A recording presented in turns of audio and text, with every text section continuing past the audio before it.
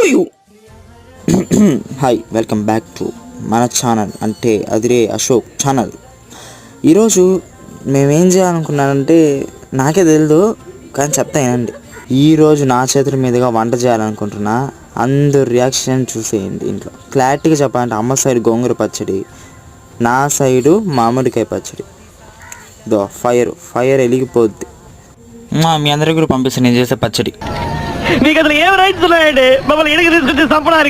Final start అయిపోయింది.